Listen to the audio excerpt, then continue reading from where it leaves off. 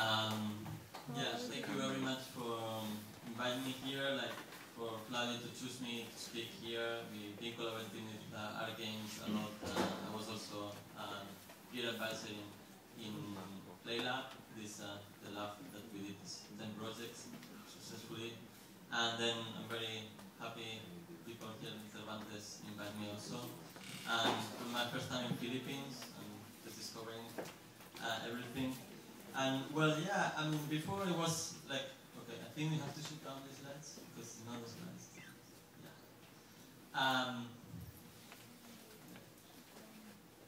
Okay. Okay. Then maybe we shoot down the lights because I don't know why it's difficult to see. Yeah, before, like Flavio was showing this artist and engineer. I mean, unfortunately, I am in the middle. I'm bipolar. One day I'm doing concepts, and the other day I'm just programming and doing electronics and everything. Like not only by myself, I work with also other people, but I'm able to do it everything by my own if I really want. And that's I think what I'm trying to do every time. Like I don't like these new media artists where they just like contract people, and that's unfortunate. It happened a lot recently that many new media artists, they just like only do the concepts and then find an engineer. I mean, I like collaboration, but I don't like exploitation. And many artists, they're doing exploitation. And anyway, I'm not doing that because I'm just doing everything by my own. I'm collaborating. I have several collectives, actually, where I'm doing work together with several people that you will see. Well, before, like actually Flavio chose this soldier, like wearing a gamepad. Here, I don't know if you see this old lady, is wearing also a gamepad. And you will see later why he's wearing a gamepad. I mean, why is in the middle of the street wearing a gamepad? I mean, that's one of the reasons why I'm doing researching game interfaces, like for at least now 3 years. I'm trying to do new interfaces for games because I found really interesting. I mean, I don't know if you notice, I mean, how here most of the people play with gamepads. Can you raise the hands, the people who play with gamepads? Okay. Other people don't play? Or okay, I think the interface is really a key generator of experiences in the games. I mean, there is the part of the storytelling of the game that is actually very important, and you can tell a lot of things. I see game art as a medium. I use games to just like develop my ideas, and I express the things like it was saying Jose. I want to promote a film festival, then I can do a new interface for games that can do that. And yeah, I mean also this is a very nice thing because I think this is changing so much. I mean now, if you see this, I mean it's very nice. I mean all the family playing together, but they are seated. And now we'll see how, like I don't know, like humans start from 4 legs and then they put to bipeds. Then you will see how people in playing will go from this situation where they're seated to just going up and full body experience, and you will see. Okay, in 2006 it came out a revolutionary interface which like blow up everything in the market, and I will show numbers because this is Wiimote. And Wiimote, it came out, and okay, that's a bunch of accessories that has Wiimote. And I don't like to show statistics, but it actually shows how the crowd of people behave. And you can see that since Wiimote was selling, it was the most successful selling ever, always. I mean, he decreased his sellings of consoles, but why this console? I mean, is the worst console in the market right now, like with the worst graphics, but it's the most successful selling. I mean, yeah, it's a little cheaper than the other two, but that's not the reason, I think. And the reason is like, when they come to use this console, it comes with Wii tennis. And I can give to my grandma, and my grandma pick the Wiimote, and I start to play tennis. And this is real because I did. I have a Wii, and I give my grandma, and she played for a okay, maybe 1 minute. But she was playing tennis with a very contemporary, like, entertainment device. Of course, I passed all the menus for her, but I mean that's not the point. Like the point is that she could play, right? I'm trying to do that. I'm trying to do a research on game interfaces where interests everyone, and you will see the pictures I do that it is everyone there. I mean, there is not the heavy gamers only there. There's everyone, like old, young. I mean, we learn by playing. I mean, we are native players.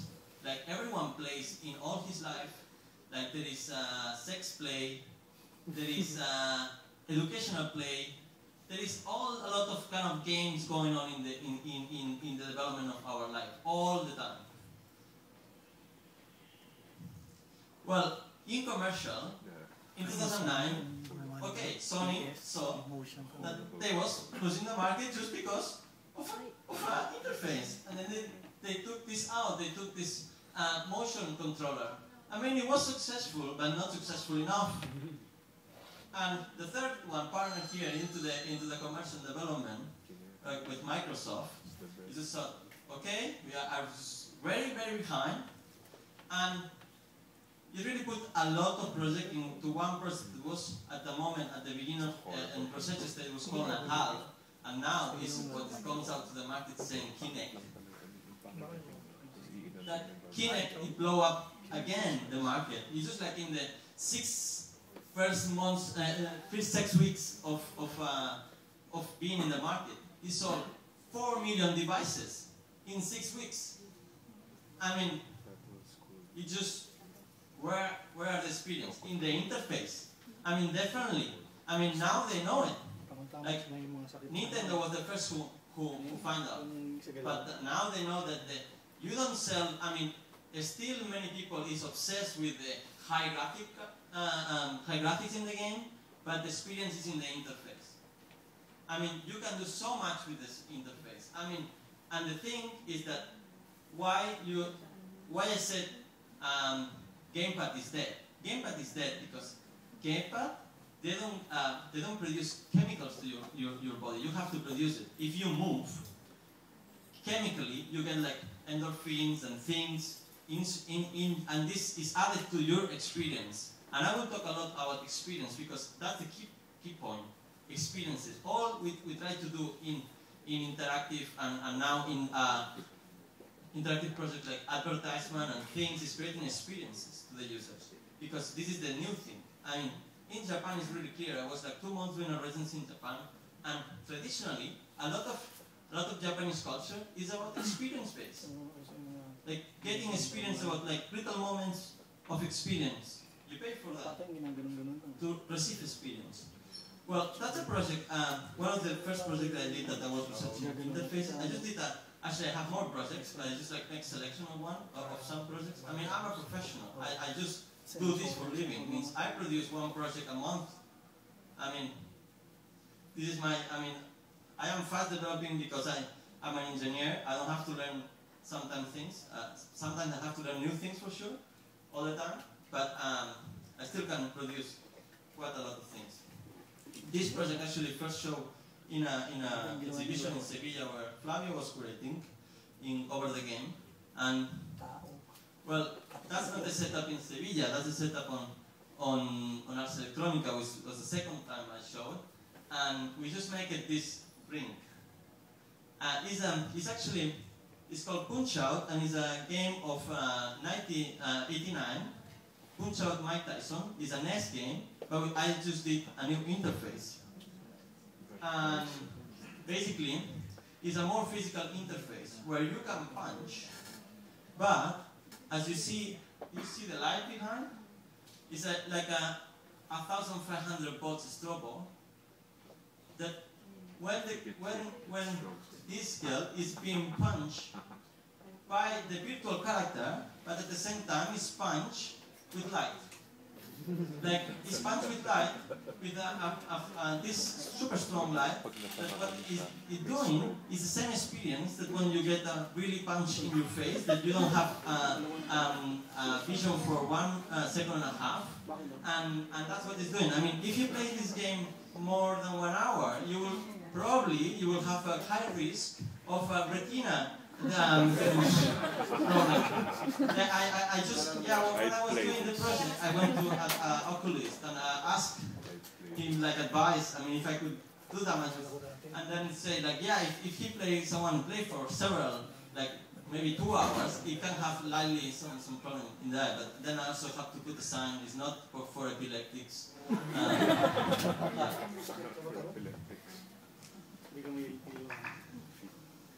But here is the video. Maybe you should on the.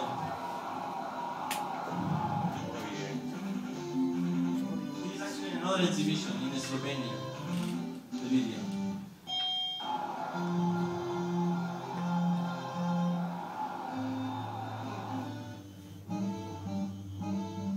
Like it's the lower punch. Like here, left and right, lower punch, right punch, and then super punch in the middle, and then left.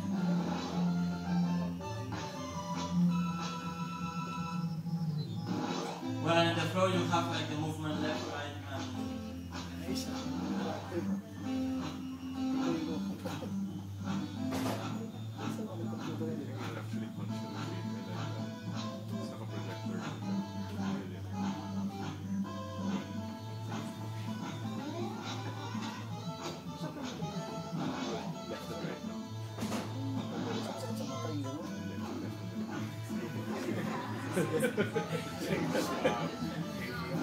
Gigigil ka sa laro eh.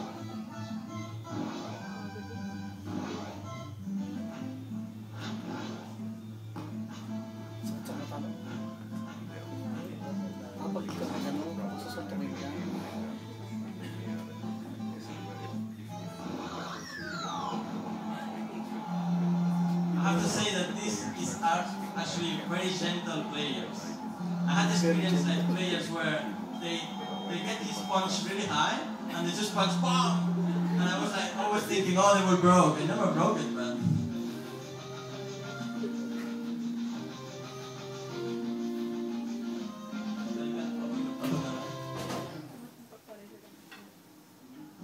yeah, let's go I think to another project. I mean, yeah, this project was good and I learned some things and I still exhibit and I think it's quite nice, but yeah, let's move. I was said before I started in England, and somehow in the summer before I graduate, I moved to Austria for working into an institution called Ars Electronica, and Ars Electronica is a leading festival and museum on electronic arts, and actually they are unique in the world. Not only because they have a festival that is for 25 years running and the leading festival in the world of new media art, is also because inside the institution they have a lab where the research, they do applied science, means like not really only, well now actually they open a research department, but they still apply science. And it's Future Lab, and I was Future Lab member for 3 years. Well, I first went 1 summer and then come back after, and I was in 2009, Culture Capital, was Linz Culture Capital, and we opened the new museum that is this one. And with the new museum, we had one thing, that actually, the museum, it came with all this building is interactive. They have like interactive skin, like all these windows. Well, you can maybe shoot down the light because it's difficult to see. Yeah, all these windows are very low tech because it's only 15 pixels by 19, like width and height. Like, but in total is in the whole building because it's also here a little bit. It's like 1,000 pixels. Of all the pixels, this is like 2 by 3, quite big. And then because I was Future Lab member, I just like and actually in Austria I managed to just I was working part-time in the lab, then my other free time I was doing art projects. Means I convinced my boss that he allowed me to make a project into Facade. I mean, Zach Lieberman and Taito Manabe, they did really nice opening with like kind of more actually like more like not interactive but done with code but kind of show for the opening. But after that was nothing on there, and I started to develop a game for the building, and yeah, it's called Pixel Killers. And basically, I have to come with an idea of a very low tech, low resolution game, because you cannot show too much things because the pixels are very high. Like it's like this. This is a simulation in Illustrator. It's actually the first simulation I did with Illustrator, but I still like it a lot.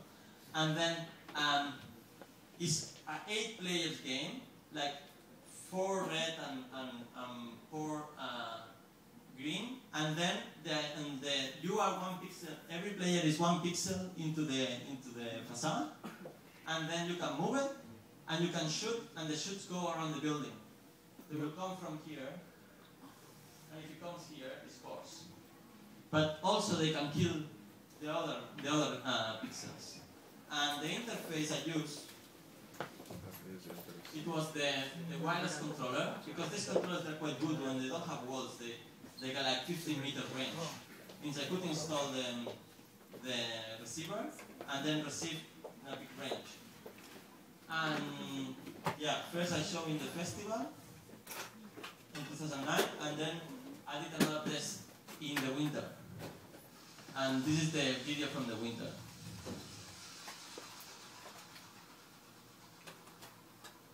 Well, the whole facade has a mistake. That is the kitchen of the restaurant. That's why it's more like that. Yeah, you steal it, right? That is the...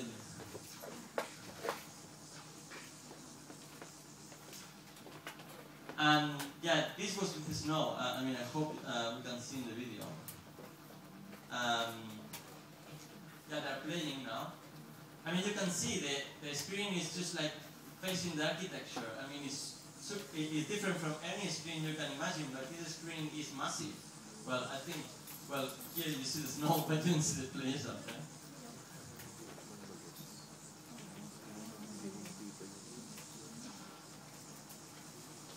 This is from the bottom of the building.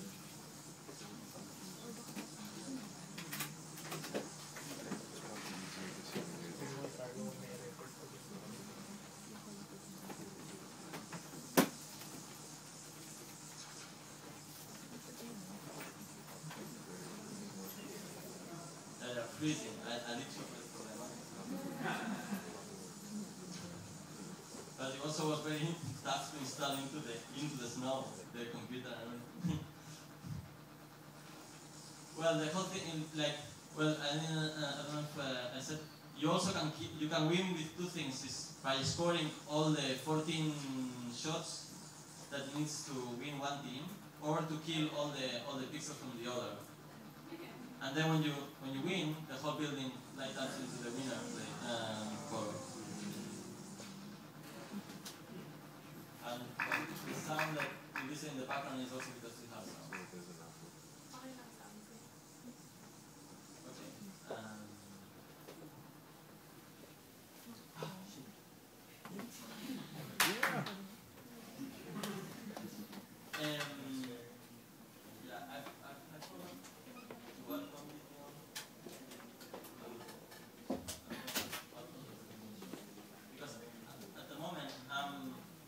Doing a new version of this game into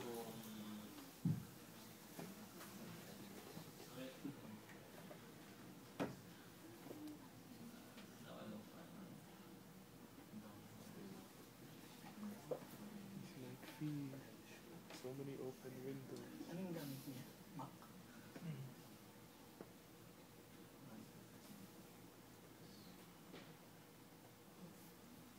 Magkano ba kayo pinakamura ng Mac? Yung sa inyo?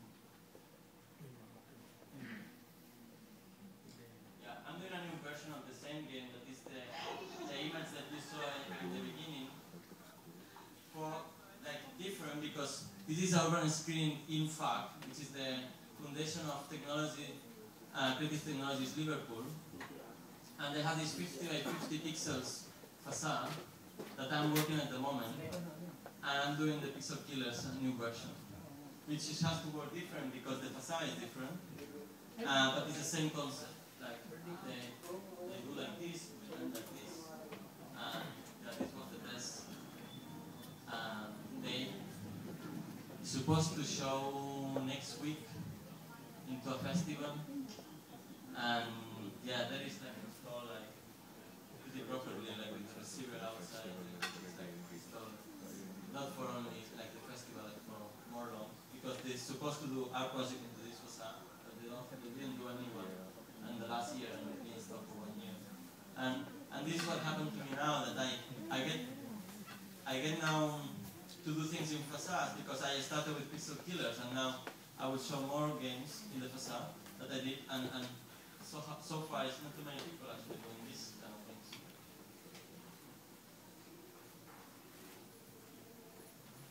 Gumawa siya sa yung version niya. Kasi mo dito. Gusto kong mga konti.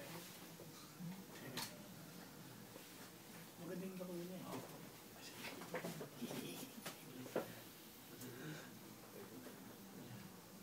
Okay. After Pixel Killers, actually this image is from Córdoba, but after Pixel Killers, in Argentina, after I did a project into Media Lab because they have a LED facade, and there was a workshop on developing projects in the facade of Media Lab, and I have a collective called Lumo, where we are three, Carles, Jordi, and me, actually 3 engineers, that we did this game. It's called Lumo Blocks. It's a kind of Tetris, and how you play is like moving from left to right. Actually, normally 2 persons, but if you do this kind of games, it can happen a lot of things. Also hacking from the users, and this is what happened here. That 2 people start to play together as a one, like 2 players play together as a one, and they could play, and it was more fun. One moved the rotation of the Tetris, one moved the rotation, and the other position. Here is the Media Lab facade. It's also really huge. And in Media Lab, it was installed for 1 year, like showing on Tuesday, Fridays, and Saturdays. And I think it was quite nice. I actually now like a lot this idea of installing for a long time, and not only for like festivals, because I was going to Argentina just to show for 2 hours the Tetris, and I mean it's okay. I mean people enjoy a lot, but I think it can give a lot more like the project to the people, because when this is installed, like that you understand this game they start by themselves. If you are in the right place, like it's a video explaining. And if they are in the right place, it just start, and it can be into the night, open into Media Lab, and then people pass, and then okay, let's make a play here. And actually, when I was developing another project, I will show later in Madrid. I just saw, I don't know if it happened more times, but I saw once, because in Media Lab, this square after now with the crisis. They start again this social movement called Botellón, which is basically taking bottles and drinking in the street. And when I was there once, they did a tournament. They just like a bunch of young teenagers who was there drinking and then doing a tournament on the Tetris. And it was amazing. Well, I mean, imagine if you're a young teenager and you know that in a square is installed a Tetris that you can play for free in a 20 by 30 meters spring. This is amazing, I think. I mean, for me, it would be amazing for 15 years old. That's in the light of the museum that we saw. This project we have been shown in 8 locations around the world.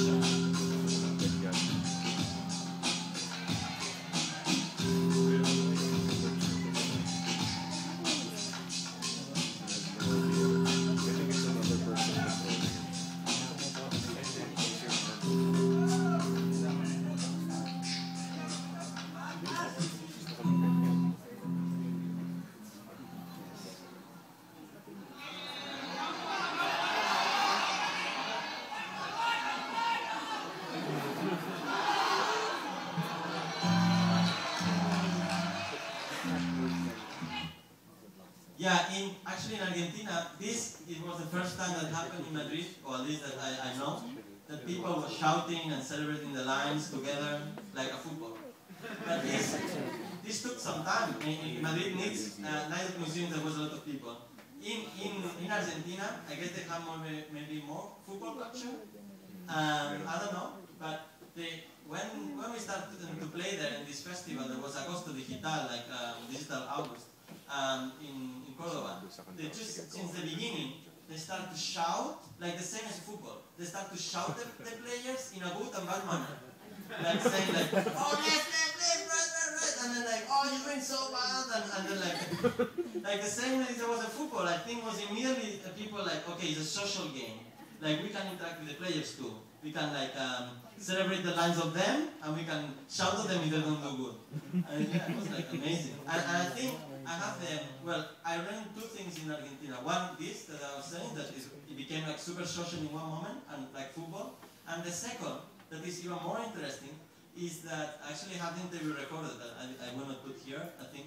But one couple of old man was playing, and then I noticed one thing, that the guy had a stick with him. And then he came after, and then he's playing me that he has a loss of blindness of 60% of his eye, but he could play the game. And you will think, how? Well, because he's this kind of blind that they can see silhouettes. And of course they can see pieces of Tetris that are like this, you know? And he can see, actually he was managing the match. He was the one who was saying left, right to the other one. Okay, that's not really a game, that's more a playful experience. In Madrid, after Tetris, I don't know, kind of random, we got this commission that we did for Madrid City Council that is currently on show, and it will be shown until February. And basically they come with this idea that they want to see like merge together the face of the audience with classical portraits, which it sounds quite maybe easy idea, right? And we were supposed to kind of develop and do what we want with this idea, and then we did it. And well, that's one user like trying. Actually, you only see how it works. You only see in a mirror, and then you appear into the portraits, but at the end are screens, but they're framed and kind of real time. You just like put there 10 seconds to record a video, and then you go in the scene. And it became a really playful experience. Like it's really working very well with elderly people, and well, even more is like the elderly people, if repeating the experience, means that's the more amazing thing. I mean, I never see in my life people from 60 interacting with a new media piece. Okay, it's very good done in the sense that it's hiding all the technology. Behind this police mirror is a police mirror, because you don't see, it's a mirror, but then it's a camera, it's a Canon reflex camera. We use the SDK of the Canon to get the good, super good picture in HD. And then producing in real time like shaders, that is like graphic programming for doing same in games, for doing this result of the morphing.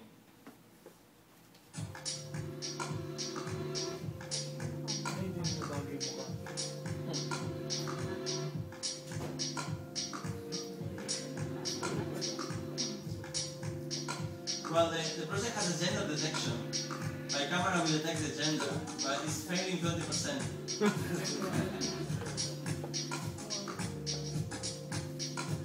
And there is something that it never is written in anywhere, that you have to do something like funny.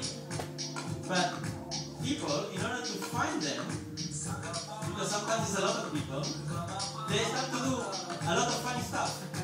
And it's very funny to see 60 old people doing super funny stuff with them, like this. It's nowhere right that you have to do funny stuff. That's me. Yeah. But I have to say, like, some days, we have statistics of the piece, some days it's shown by 1,000 people in one day. I mean, it's far, far the more successful project I ever did in an audience sense, because it's been shown from April to July, and it's really starting from October to February, actually, because of big success. And all the days it was shown, we have statistics, and the minimum is 300 people, and the maximum is 1,000 something, and that's a lot of people, I think, because this is the people who have to put the face and make the video, and it's not even the people who is looking at it, it's more. And one day I was there, like after finishing, and one woman, had like a laughing attack for 20 minutes. He couldn't stop, and I was like, oh, I have to call the ambulance or what? Like, she was like laughing and laughing and laughing, and he couldn't stop for 20 minutes. And I was like, oh my god, what have I done? It's like I'm not. Well, this project we did with Lumo.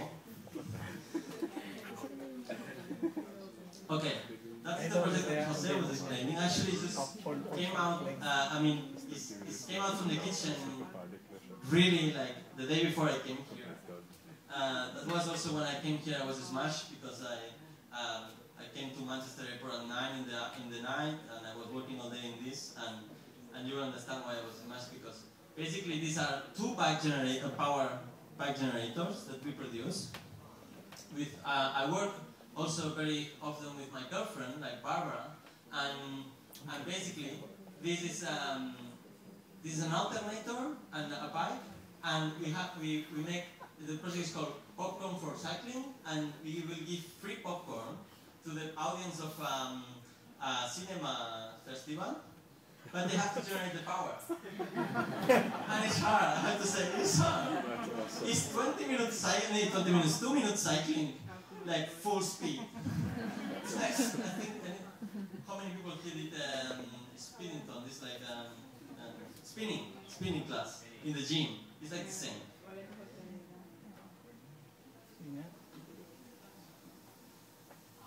It's not the best video, we just did this before I came.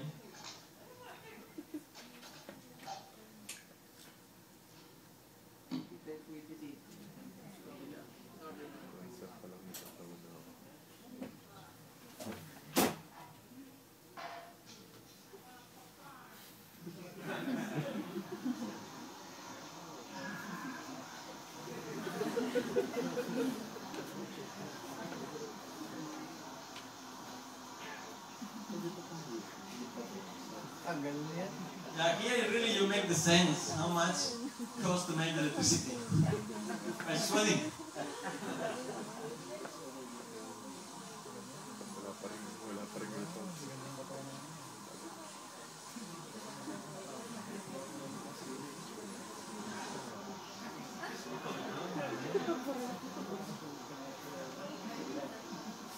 You're cycling and thinking, oh, jam.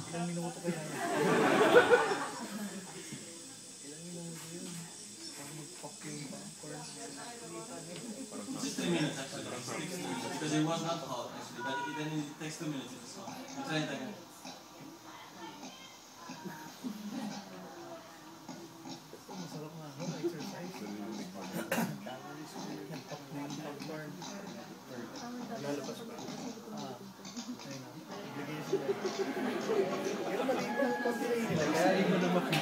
Kasi ang tagal yung gano'n eh, kung yung malaki mismo ang laki. Hindi siya parang malito pa. Ang galing.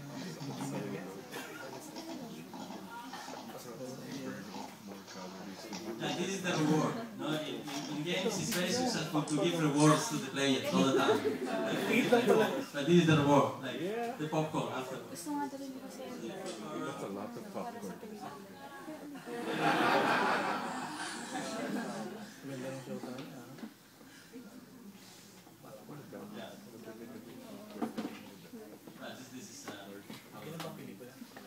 Actually, we recycle alternators and we use some electronics to detect when both are pedaling, you know, and then to open if you stop, then stop the popcorn and it takes longer. Okay, and this is the last project. I just put the last because it's in progress, and Well, Oh. huh?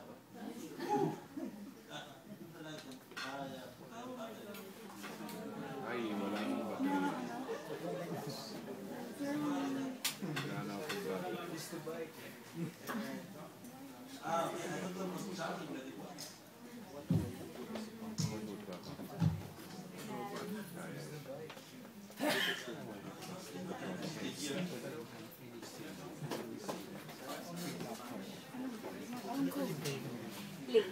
Sorry. Ay. Ah, sa'yo ba yun na? Yan.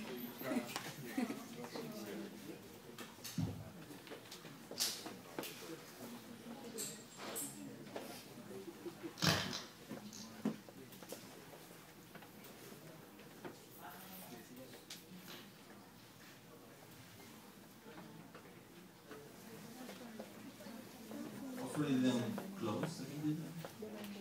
They closed, I don't know.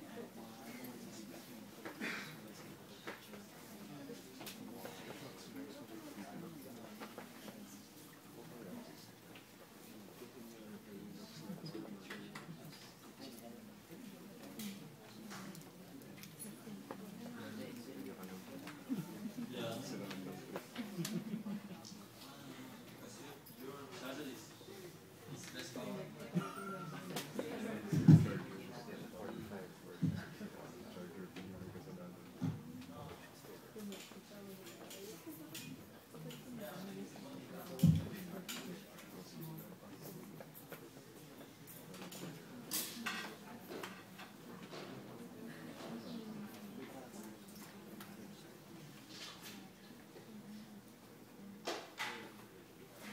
Sorry, I thought it was charging. It wasn't charging.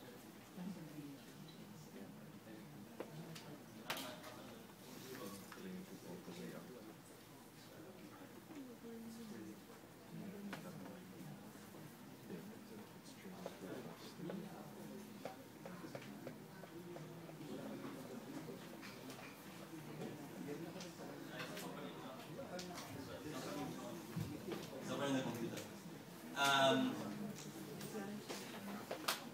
Well, between is opening the computer.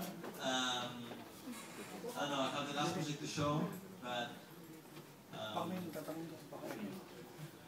oh, I don't know. If someone has a question about the last project that I can ask. No, I can ask. May sa...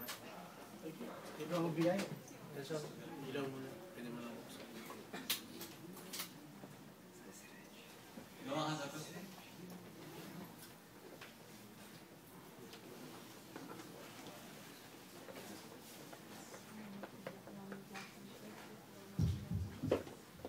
Question, anyone? I have the mic.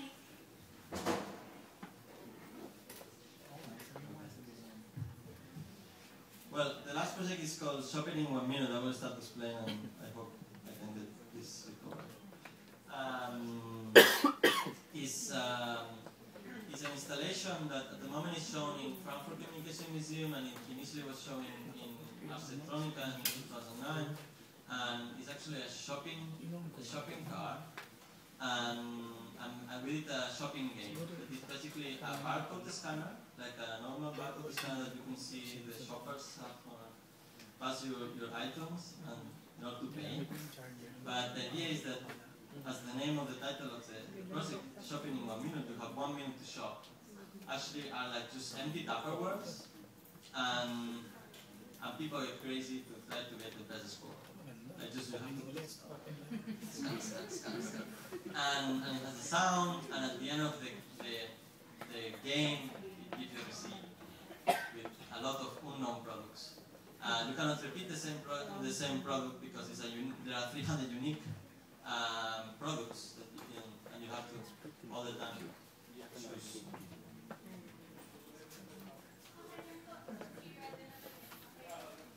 And let's see.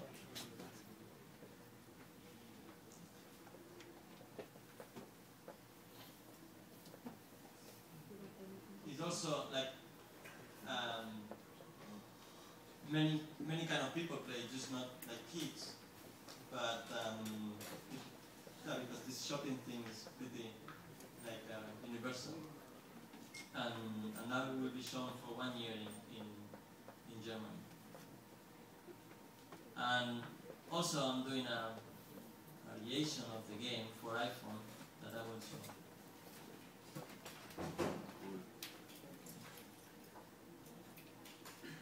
No, it is not.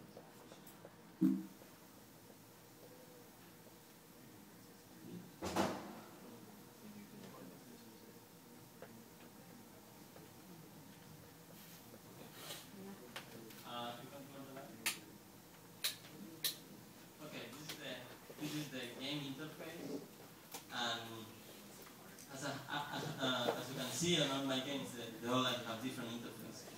We did with Bauer this game, and we produce everything by ourselves, like everything, like the light box and electronics, and basically you start when you scan the first item, and well, this is like in Ars Electronica. We also habilitate that people can put the receipts. If you are the best player of the day, you get a special receipt that says, "Oh, you're the best player of the day." Then you can put your name, and you can keep it, or just like put in the wall frame. And yeah, like I don't know how they manage, but in Slovenia once, the one couple did 96 products in 1 minute, which is like insane. You should see it how they did. Like a collective play, like not one, because one was holding and the other was like putting, and like imagine they did more than 1 per second. I mean, I don't know. Or there was the professional like shop attenders.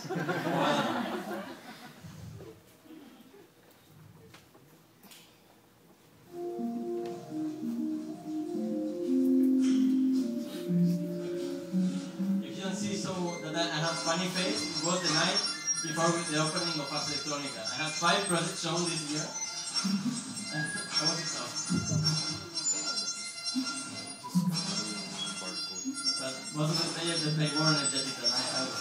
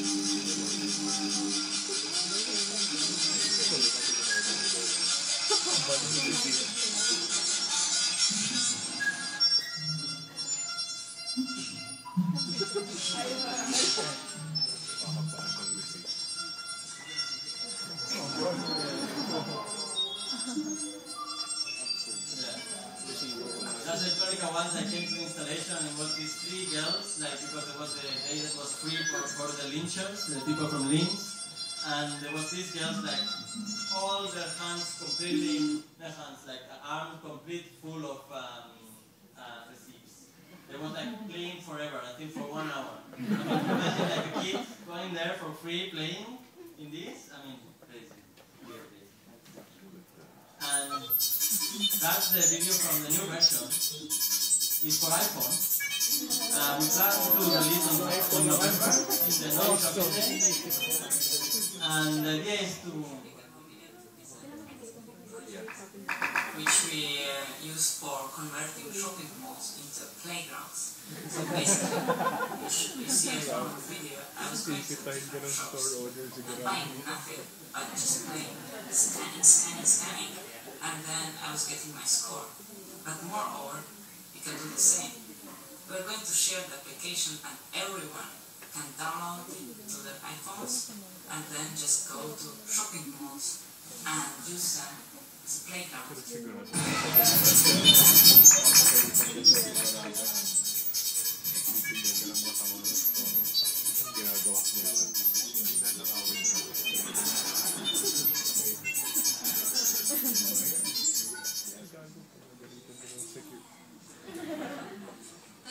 That's your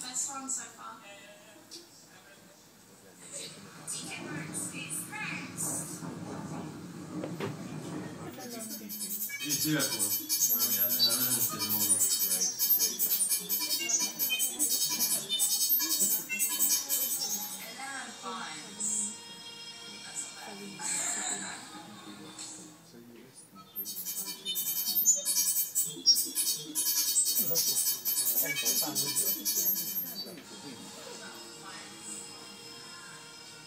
Yeah, if you just not in the Philippines, you have the security guards like the rest. You get nice into geolocated map where you can see, for instance, I am the best of Liverpool or I am the best of Barcelona, for instance. So this project was actually developed from the existing installation, which is World Shopping in 1 minute, but we saw that people really like it, just shop for nothing, just play it. So that's why we decided to do a mobile version and kind of to make it more free to everyone.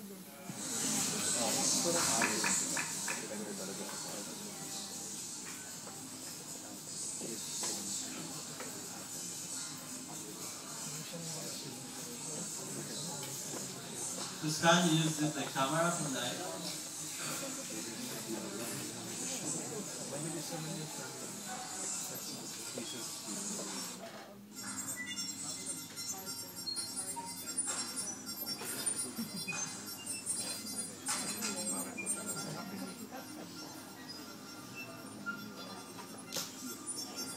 Same as the other one, you cannot repeat the same product. And here the additional thing is that you can convert, like you can reclaim the city. Especially I think it's very interesting for Manila, for example, that is full of shopping malls. And yeah, you go to the shopping mall and play.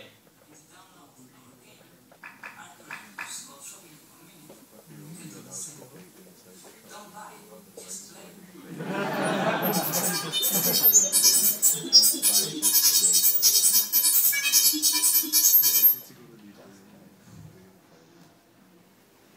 Well, I think this was the last project. If you have any questions, please ask.